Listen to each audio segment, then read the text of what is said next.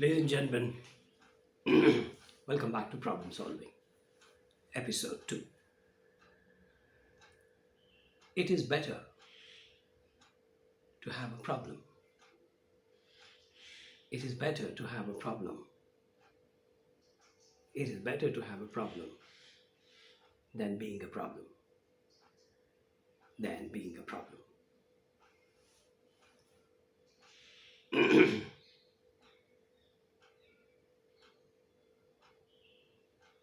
Why are the wavelengths of the sounds different? Why are the wavelengths of different sounds different? That's correction. Why are the wavelengths of different sounds different? Now this question goes to mother. The question goes to mother. At 7:45 something a.m. while she's trying to resolve piles of her domestic chore. Husband is waiting for the lunchbox to be delivered. An elder daughter in the family is preparing for an online interview.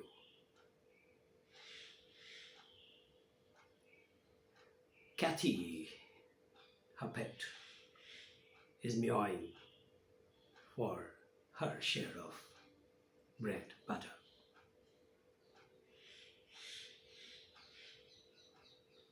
The question goes to the mother. Why are wavelengths of different sounds different? I believe she hasn't heard the problem. I strongly believe she hasn't heard the problem. We are all selective listeners. Most of the parents do. We remember our childhood. Most of the parents would be very selective about what to listen, what not to listen, because they have their agenda drafted fully. So, Dad, I want to buy a new cricket bat. Oh, that'll look like you're dropping a salvo on his ambitions and aspirations of having another good day.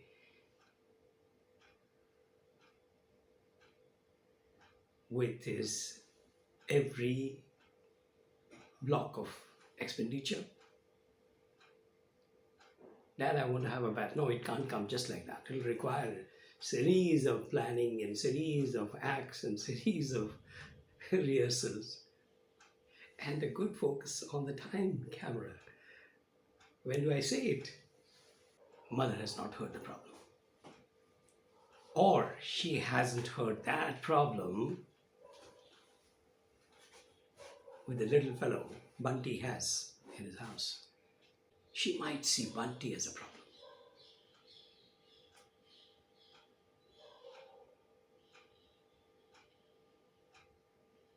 She might see Bunty as a problem. So normal, oh you dear, my kid, changes over. You?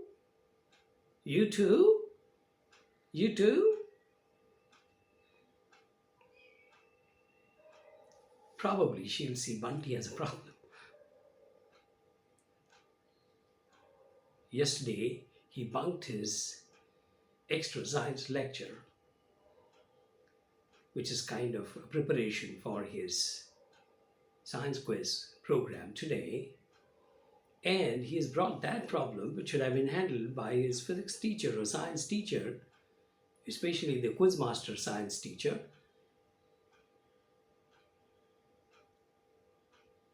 That problem is brought to her. So she would definitely see this little fellow, problem, you problem. Her own child is a problem. We tend to look at problems in different set of order, depending on the time, place, momentum of our life, the immediate objective, etc., etc. There could be a problem within a problem. There could be a problem within a problem.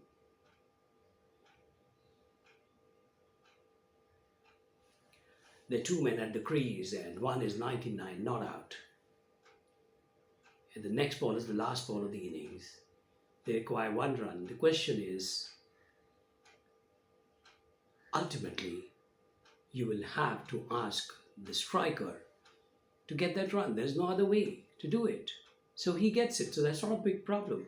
But the problem comes now that there are 2 runs required on the last 2 balls.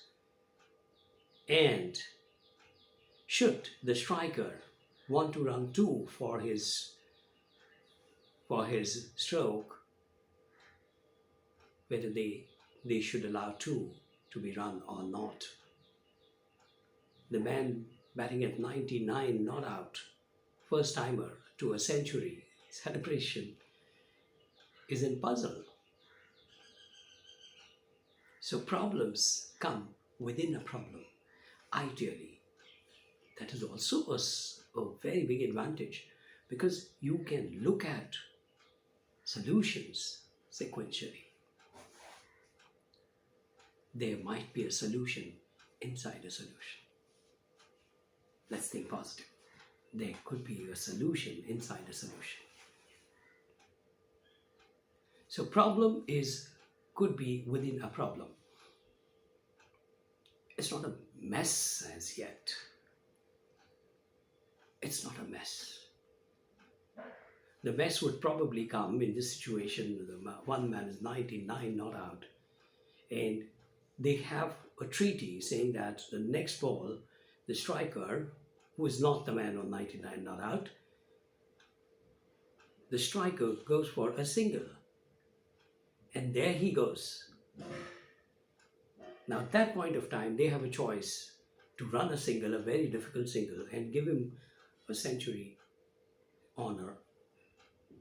Or they also have a chance to tie the match, should the running a run be so difficult. That's a mess.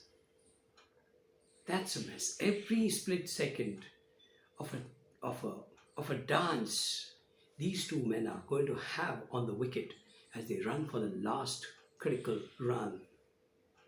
They're going to be puzzled. Have they done the right thing? And ask the players, ask the people who are there always on the scene. Things are happening. You're watching from here. They are doing it there. The nerves just do not take up that kind of a pressure. So he might probably require an extra millionth of a second to cross over. Should they get run out, the game plan would look ridiculously selfish. For the entire team welfare, the team winning for this single run, he has sacrificed the results. That's a mess. And I would love to handle some of these messes within the range of my competencies.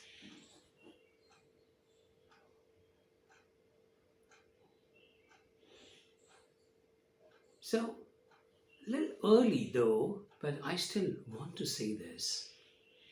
And pardon me if I look ridiculous, if I look like joking, but I want to make a statement.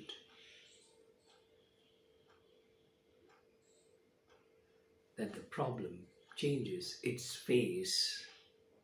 The problem changes its phase every now and then.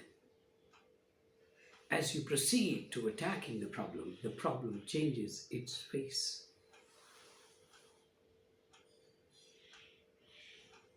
So the solutions also have to evolve dynamically.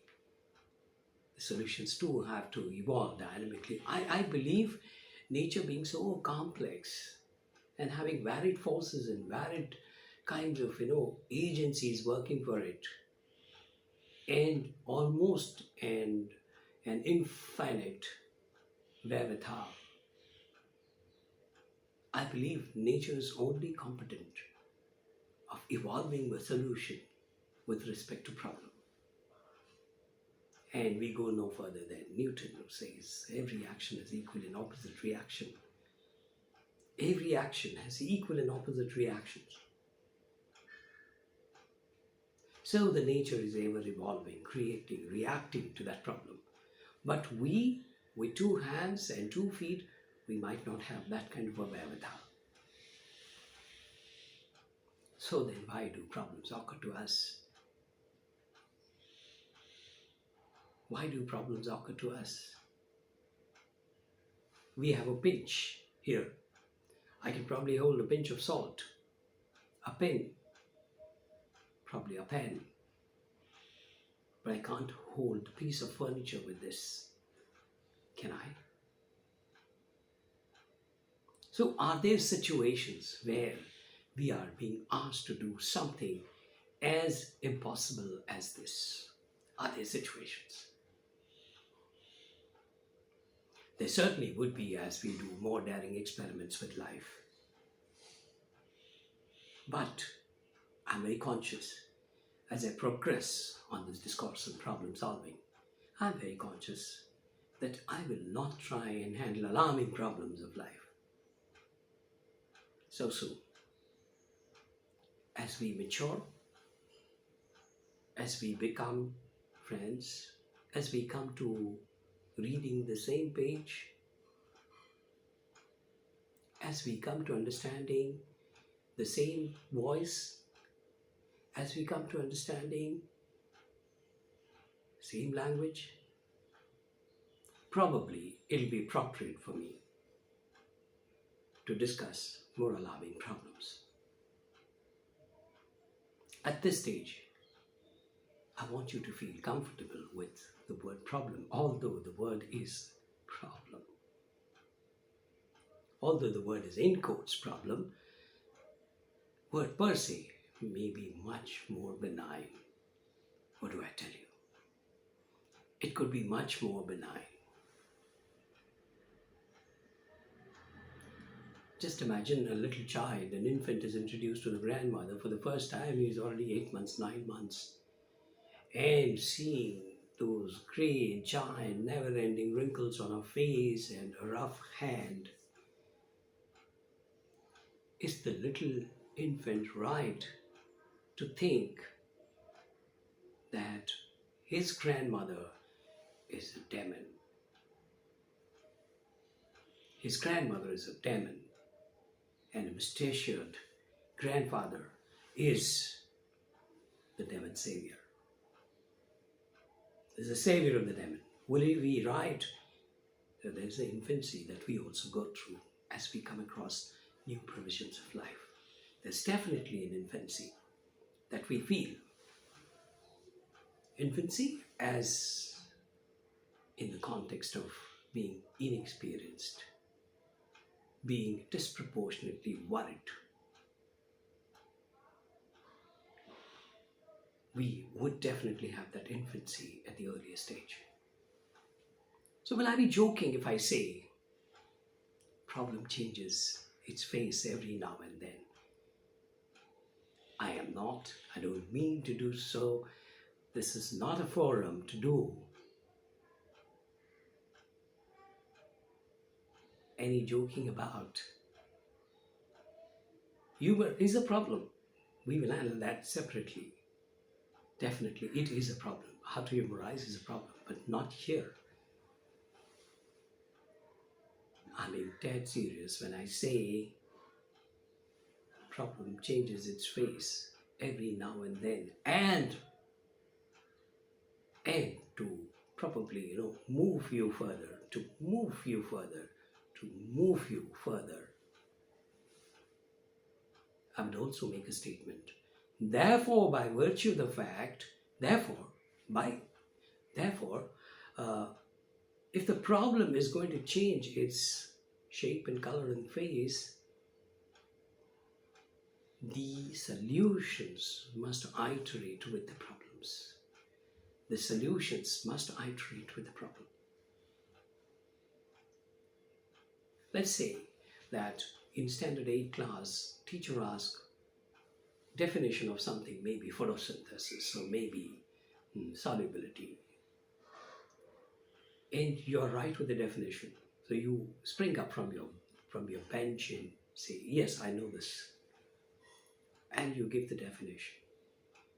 There might be something in the definition which the professor, the teacher is excited about. He doesn't want to increase your problem. In fact, he wants to give you more opportunities to share your understanding about the whole thing. So there might be something, and he says, why did you say XYZ, whatever the term? And on the face of it, it's a new problem that the student gets.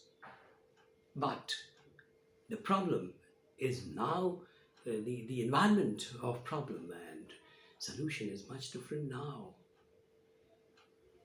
By posing that question, the professor, the teacher, the science teacher is literally coaxing you into being a consultant. And believe it or not, one of my ideas in setting up this discourse for all of you, my friends, my dear ones, all the people in the universe who feel they have extra problems, all the people in the universe who feel they have no resolution of the problem,